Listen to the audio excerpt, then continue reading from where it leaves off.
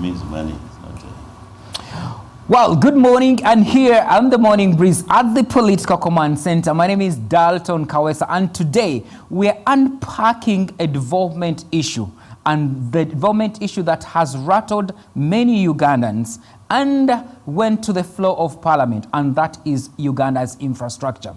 This follows the Ministry of Works announcement that it would halt the construction of road after facing a 2.47 trillion deficit in construction of these roads. The 2.47 trillion deficit that is meant to finance the construction of these roads. Later on, we saw the president in a heavily worded letter speak against what he called kumemera. I don't know whether I have the right pronunciation because it comes from Ankole, but he explained kumemera means spreading thin resources across, and he argued against it. He later on promised to release 1.4 trillion shillings to help in the construction to continue. But we ask, what went wrong? Is the money enough? What is the final destiny, and what is the final plan? Today, I'm glad to be seated among economists, and we have Honorable Paul Omaro from NMP, but also most importantly for this seat, and development economics. So we want to find out what more is going to be happening in this realm. Welcome to the show, Honorable. Thank you, Dalton, and good morning, viewers. What message do you have for the viewers? They have not seen you in a long time. Yeah, I had an accident sometime last year, and I've been away trying to recover from hospital, but now I'm well. We thank God that we survived. I'm happy to be back. Okay, I also have, thank you for joining us, Rogers Chiega, an economist as well. Thank you for joining us this morning. Thank you for having me.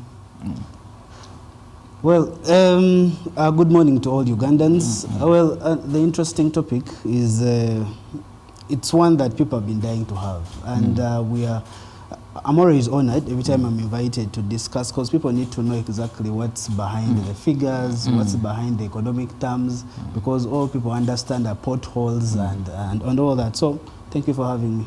All right, let's dive deep, and I'll begin with you, the person that appropriates this, all what we are going to be discussing with Rogers. The president speaks against, he criticizes the budgeting role when he talks about Kwemera, and says the spreading of the thin resources, and therefore you cannot get the right results.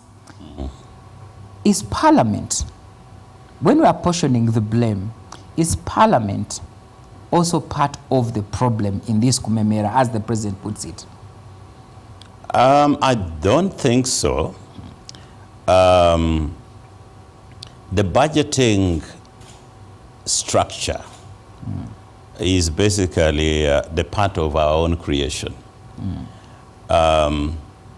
We understand and we know very well that we have limited sources of funds. What we call government revenue is still very small. We are now projected to collect about, I think, 22 trillion by the last financial year, and we project to continue to collect more. But if you look at our budget is 72 trillion.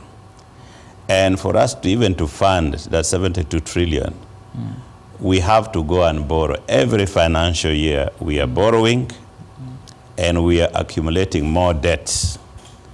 Let me give you a sense. Our total debt plus interest repayments in every financial year has now moved to 21 trillion shillings, 21 trillion in a budget of 72 trillion. If you keep on deducting, now our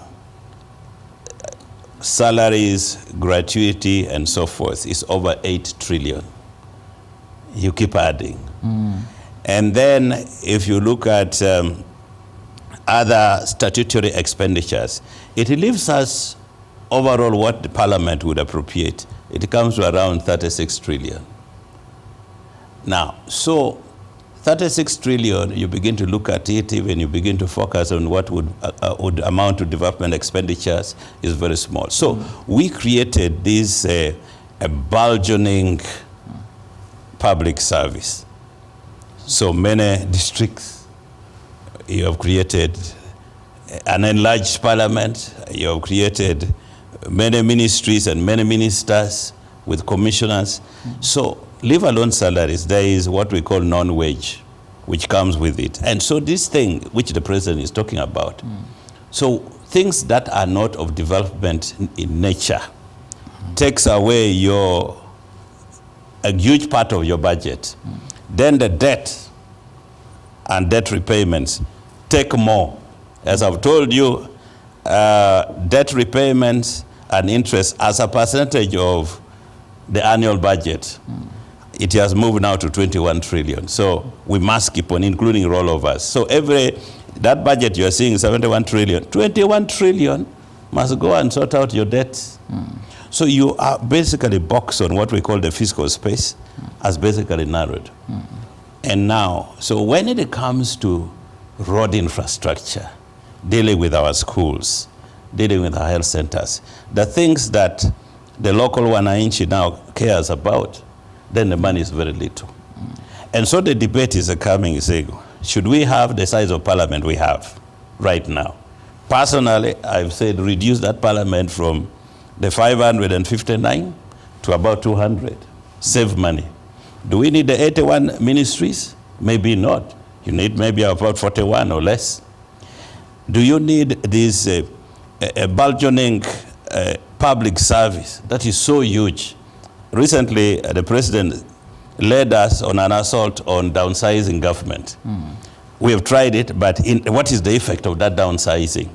So we must be able to do things radically so that we, how do we release the fiscal space so that we have enough money to deal with the serious infrastructure issues that we have.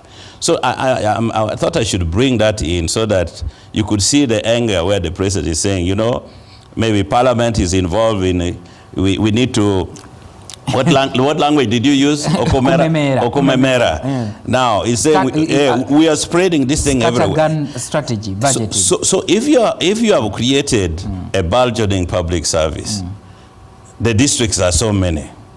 You've created so many units. Those units to function, you must give them money. So those are the things we call statutory expenditure. There are people there with salaries, you must pay them. And before I go to Rogers, actually, Honorable, yes. The common man, yes. Omuntu wa bulijjo, yes. in local language here in Central, that they say, yes. thinks that you're part of the problem because all the news they get is you increasing your salaries. MPs... Ever since I joined Parliament, I don't think MPs have made an affront for more salaries. In these 4 years, I am not aware that Parliament saying give us more money. Every time you increase your salary, you eat away kilometers. So that is why from a very principled position, I am simply saying, do we need the size of Parliament that we have now? My answer is no. Now, so can we do something about it? Yes. So that unfortunately sits with the executive authority. The size of government we have now, do we need to have that size of government? My answer is no. We need to downsize it. And it needs courage, by the way, because you're dealing with so many interests there. And then so that when we look at the entire government, we restructure it, and then we save money. I tried to move a motion, what I call the government, the government vehicle bill. I did research for a year and found we spend between 271 billion to 2 trillion if you include NGOs. 271 billion to 2 trillion, in that range, on acquisition of government vehicles, repairing them, maintaining them, dealing with anything relating to government vehicles. And there's a very good proposal. The same thing is done in Rwanda, I think Zambia, where you go into a car ownership scheme. You leave in terms of order of precedence, you leave it up to ministers 1 to 8. So the president, the vice president, the speaker, the chief justice, deputy speaker, deputy chief justice, prime minister, and ministers. So, and even with ministers, you still downgrade. Why should somebody drive a VX8? Because he's a minister. If you're going to have it, then you have to go on the program. So you slash that across the entire government. I am telling you, the saving is... What happened to the bill? It has never seen the light of day.